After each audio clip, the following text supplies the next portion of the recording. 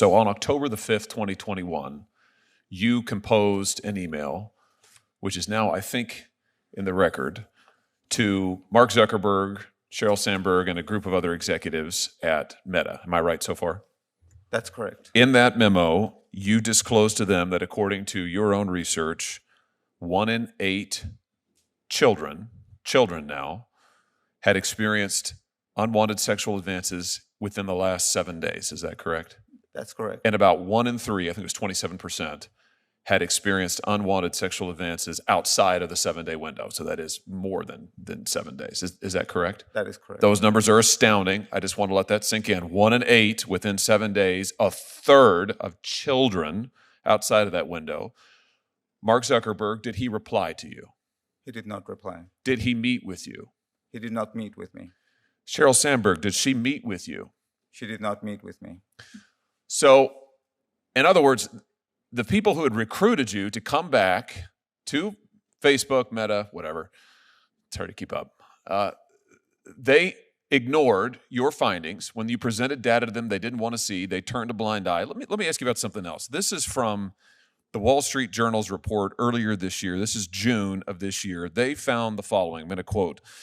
Instagram helps connect and promote a vast network of accounts openly devoted to the commission and purchase of underage sex content.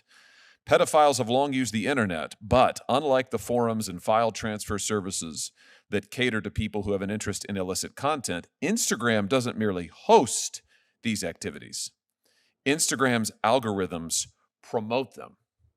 Instagram connects pedophiles and guides them to content sellers via recommendation systems that excel at linking those who share these interests, the journal and academic researchers found. This is a stunning report, Mr. Behar, that more than buttresses, bears out what you were trying to tell the executives who ignored you. Just give us a sense, what, in your own view, why do you think this is happening? Why has Instagram become, in the words of the Wall Street Journal, a vast pedophile network? Why are people like your daughter, every time they get on Instagram, they're being bombarded with unwanted sexual advances, sexual content? Why is this happening? My experience of that is that most of the resources, even close to all that they invest in this, go towards this very narrow definition of harm.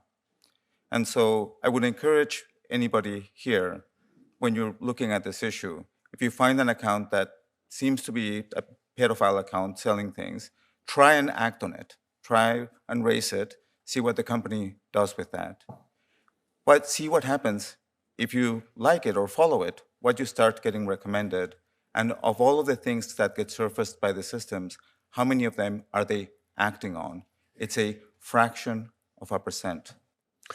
One of the things that you said changed from the time you left Facebook in 2015, I think it was, and came back in 2019, was that Facebook had shifted to an automated-driven process of safety standards, safety inspection, monitoring for things like this, which they boast about. They say that their AI is great, it's doing great work. That doesn't appear, however, to be the actual fact. It appears that these harms are proliferating. Tell us about the shift towards automated safety monitoring and what that has meant in your experience. I was not there for the shift, but what I can say is that algorithms are as good as their inputs. So if you don't allow a child to be, oh, that is gross, it makes me uncomfortable, right? Which is something that you can do for an ad today. You can take an ad and say, that is sexually inappropriate. But there's no way for a child to do that when they get a message or other areas. How do these systems, like, even have a hope of addressing these issues?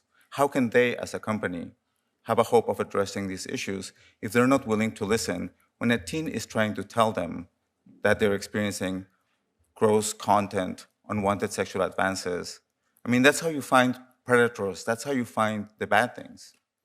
So what your research found and what you elevated to leadership was, at least in part, that these automated systems were not catching the vast majority of this unwanted content out there. I mean, the sexual advances of this pedophile material, it simply doesn't begin to capture. Yet Facebook didn't shift more resources, didn't change their process. And here's the thing that really gets me, and I'll end with this, Mr. Chairman. I know there's others who want to question. I have been reading over and over and over again this case filed by my home state, Missouri versus Biden, landmark First Amendment case, in which two federal courts, federal district court and a federal court of appeals, have found that Facebook, among others, actively coordinated with the present administration to censor First Amendment protected speech. Not this garbage that is not protected by anything in our Constitution, but First Amendment protected speech. Here's what gets me. What the courts found, this is in the record, this is factual findings, is that Facebook devoted all kinds of resources and people, actual human people, to doing things like monitoring posts on COVID-19 vaccine efficacy. There's one example of a parent in my home state of Missouri who wanted to post something about a school board meeting. Facebook used human moderators to go and take down that post. That was important. That has to come down. We can't have them posting about school board meetings, for heaven's sake.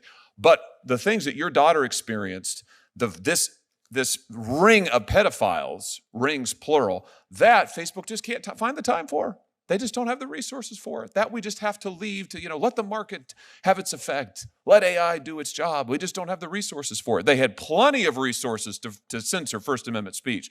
No resources to protect our children. Absolutely unconscionable.